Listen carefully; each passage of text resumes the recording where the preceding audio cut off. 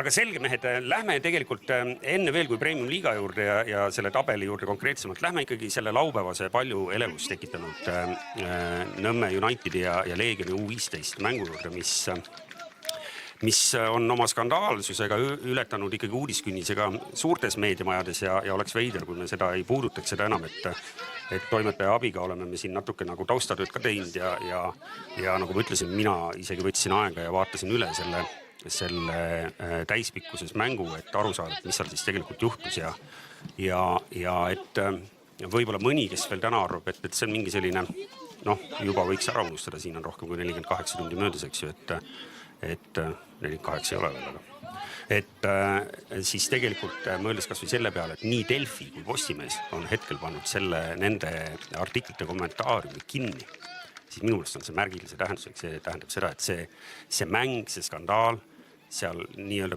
hästi mustvalgelt utreerides Eesti versus Vene poiste klubid mängisid ja seal läks pehmelt öeldes kakeluseks, et see tegelikult on palju tõsisem asi kui lihtsalt üks väike noorte turniiri jalkamäng.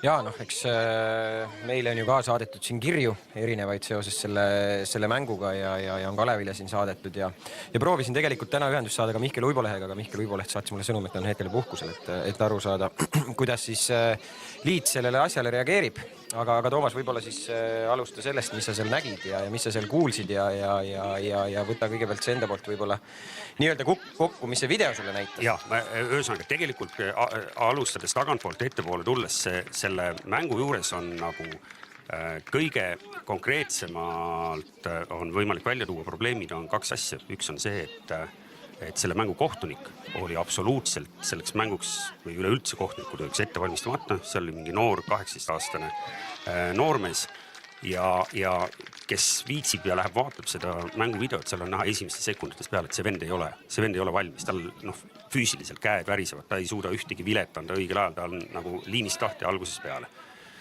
Ja see, mis seal platsi peal toimuma hakkab, esimesed 15 minutit on selline tavaline noorte mäng. Seal on üks sats on teisest selgelt üle, ehk Nõmme United läheb seal kiirelt juhtima juba 2 ja 3 ja 4 väravat. Esimesed veerand tundi on täiesti tavaline mäng. Kohtunik lihtsalt on nõrk, aga me oleme selliseid asju oma elus näinud nagu palju. Ja juhtum hakkab siis ühel hetkel, kus seal tehakse paar nagu jõhkramat viga ja kõik need esimesed vead neid pikas jooksus 10 tükki. Need kõik teevad Leegioni mängijad Nõmme United mängijate vastu.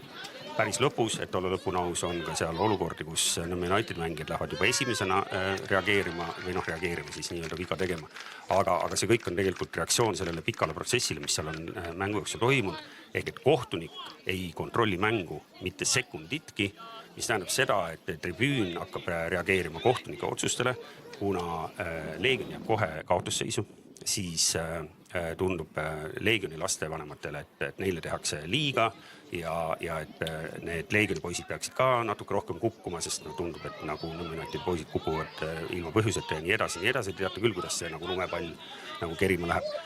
Aga siis see teine punkt, mis tuleb välja tuua, on see, et Leegioni treenerite pink ei reageeri sellele jamal mitte kuidagi. Ehk et tribüünilt antakse poistele jutumärkides soovitusi küll lolli mängida, küll jalgadesse sõita, mis iganes. Aga sel hetkel, kui need kutid on ju 13-14-aastased poisid, nendelt lapsed ja nad on trammi alla jäänud, vastane neist selgelt üle ja nad on hädas väljakul. Ja siis see nagu kanaliseerub või see nagu lahendus nende jaoks on hakata seal toorutsema. Ja siis see teine pooled lõpeb juba selliste päris rajude etüüdidega. Ja tulles uuesti kohtuliku juurde tagasi, kohtulik ei olnud selles mängus mitte ühtegi kollast ja punas kaart. Ehk et bottom line on see, mängule määrati kogemata kohtunik, kes ei saanud sellega absoluutselt aru. Oleks sellel mängul on korralik päris kohtunik.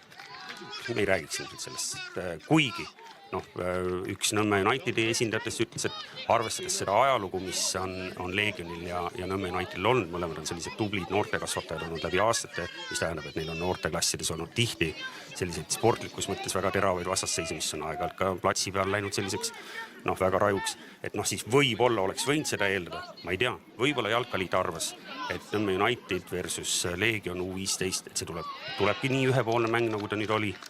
ja arvas, et võib-olla selline ühepoolne mäng on algajale kohtunikul hea anda, nii et ma nüüd ei tea, ma kirjeldasin nüüd teile hästi kiiresti ja hästi lakooniliselt, et mida mina seal nägin. No eks küsimus on, et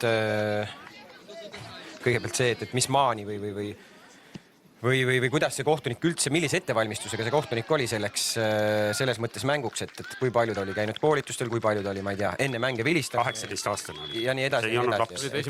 See oli esimene mäng. Okei.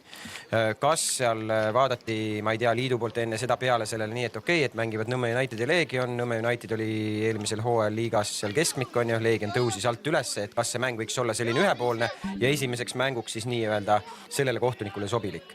Aga nagu ütleme klubis töötava inimesena, siis minu jaoks on seal nagu nii-öelda mitmed nagu asjad, et kõigepealt võib-olla see, et kuidas me tahame, et me klubina nagu käitume, et meil on reeglid, kuidas me tahame, et meie lapsevanemad käituvad, meil on reeglid, kuidas me tahame, et meie lapsevanemad selles mõttes kaasa elavad, et kas nad on pigem sellised julgustavad ja nii edasi, mitte nad ei ütle seda ette, et kuidas, mida tegema peab, et kõike seda peavad ju klubid ise nagu jälgima ja see peab olema nii-öelda ka, ma arvaks, et klubi poolt siis ette kirjutatud.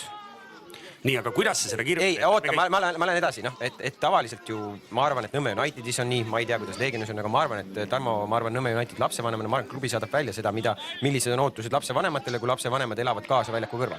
Ja ikka, jah. Et see on täitsa ju tavaline protsess. Selles olukorras ma ikkagi arvan, et kui selline olukord ja see mäng selliseks juba läheb ja selgub see, et kohtunik ei suuda seda mängu nii-öelda nagu ohjes hoida, siis ma arvan ikkagi täiskasvanud inimesed on treenerid, kes peavad siis selle lahenduseni seal jõudma, et see ei kulmineeruks niimoodi, nagu see kulmineerus. No vot, aga kirjelda mulle seda lahendust, sest tribüüni peal on 2 seltskonda. Ma ütlen ausalt, õnneks neid inimesi ei olnud tribüüni peal väga palju. Ehk et neid oli seal võib-olla mõnikümmend, 3-40, eks ju kokku. Ehk et oleks seal olnud selliseid uljamaid, võib-olla veidi ka julgust võtnud mehi ja provokatiivsema käitumisega mehi, kes teab, kuidas see oleks võinud lõppeda. Õnneks ta ei lõppenud, aga nüüd kirjelda, kuidas sa oleks nagu sel hetkel käitunud, kui seal on ühel pool on väga lärmakas seltskond, kellel tundub, et nende poistele tehakse, eks ju, liiga ja sina samamoodi arvad, kuigi su võistkond juhib, eks ju, aga sa näed, et vastas lihtsalt hakatakse toorutsema ja kohtunik ei suuda seda manageerida ära. Nii, mis sa teed lapsevanemana? Ei selge on see, et eks lapsevanemana sa ju mingis mõttes võtad ju ikkagi selle positsiooni, et sa vaatad, et see ei ole õige, nagu mis väljakul nagu toimub, on ju. Sa tahaksid nagu sekkuda, aga ma ütlen endiselt, et ma arvan, et seal nendes olukordades peavad treenerid seda nii-öelda lahendama. Ma saan aru, et Nõmme Unitedi treener oli läinud ka Leegioni treeneri juurde ja sellest asjast rääkinud. Sealt mingit muutust ei tulnud. Seal on ka variant lõpuks see, et kui sa treenerina ju näed, et nagu selline toorutsemine käib, et üks vend on sul piltlikult öeldes juba kuskil jalg kipsis või viiakse kanderaamiga väljakut ära. Seal on ka variant see, et sa ütled enda meeskonnale, kõik me lähme ära siit väljakut, me ei mängi seda mängu lõpuni. Sest see ei ole... Tõe huvides peab ühe asja ütlema ära. See võib-olla, et kõige nagu värvikam või reljeefsem näide, et üks vend on, eks ju, kipsis jalaga ratastoolis. See juhtus umbes 15. minuti peal. Ja see oli tegelikult üpriski mänguline olukord. Mänguline viga. Ja, ehk et see ei olnud selline, et ei läheks levima legend, et ühel venal, eks ju, murti seal jalaluu seal kakenduse käigus. Et aga sa saad ju, see on üks võimalus seda lahendada. Ja ega lõpuks...